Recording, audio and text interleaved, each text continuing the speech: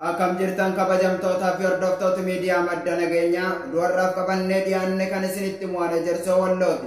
Lola waggaa tokko oliif ol biyyattii Itoophiyaa keessatti deemaa jiru wal qabatee qaala'insi jireenyaa kaaba Oromiyaa godina Walloo keessatti hammaachaa dhufee jira.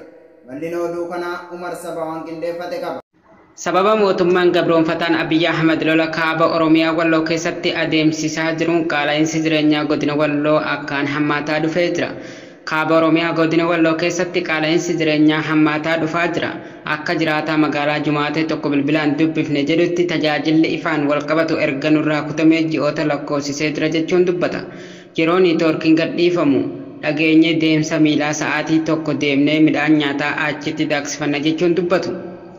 Qaala'insi jireenyaa kun jalqaba aanaa baatee keessatti hammaachuu kan himan jiraattonni aanaa baatee lolaa fi homaa hawwaannisaatiin bara darbee kan miidhamaa turan gargaarsi gahaanis kan hin godhaminiif yoo ta'u rakkoo bara darbee sana osoo hin dandamatin lolli akka biyyaatti deemaa jiru rakkina kana waliin ishee haguugaa haala ulfaataa kee jiraachuu isiniif gabaasnee turre.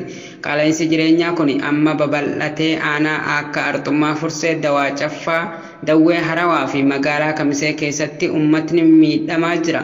Keessattuu hojjettoonni mootummaa mindaa qofaan jiraachaa turan rakkoo beelatiin humnaa oli miidhamaa jira jechuun jiraattonni dubbifne himani. Uummanni Oromoo Walloo irra hedduun harka qalleeyyii waan tahaniif gargaarsi namoomaa yeroo gabaabaatti hin godhamuuf taanan rakkoon beelaa akka bara 1977 irra deebi'ee uummata kana saaxiluu danda'a sodaan jedhus ni jira.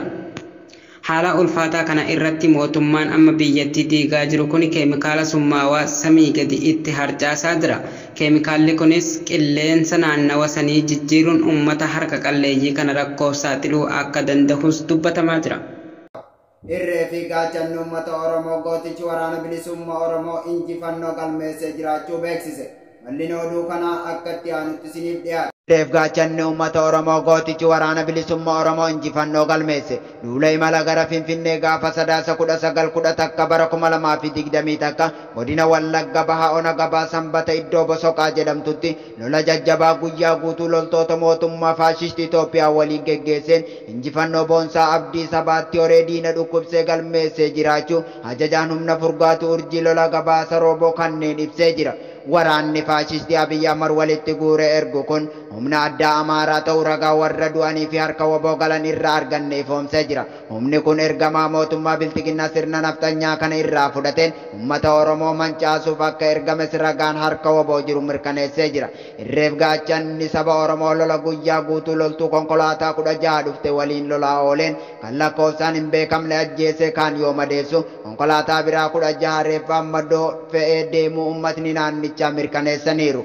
Lola kanaan injifannoo galmaa'e waboon meeshaa lola sinaayipera 2 ikiyamii abbaa sinaayipera 8 bireenii 3 kilaashii 30 boombii firii abbaa 160 rasaasa bireenii 2000 rasaasa kilaashii 4000 hiikuun galii mooraa qabsoo bilisummaa Oromoo godhee jira.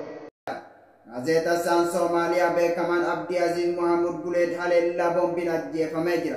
Bal'ina oduu kanaa Sayyid Dawwee waan qindeeffate qaba.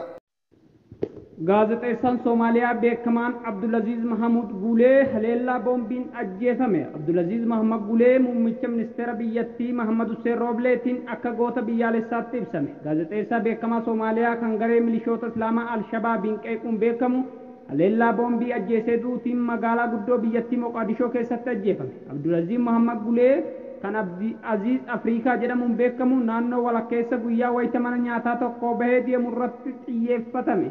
Dho'iinsi boombii raawwatameen namoonni 2 biraa hin dhiyeenya sana turan miidhaan irra ga'uun hospitaala galuun gabaafame.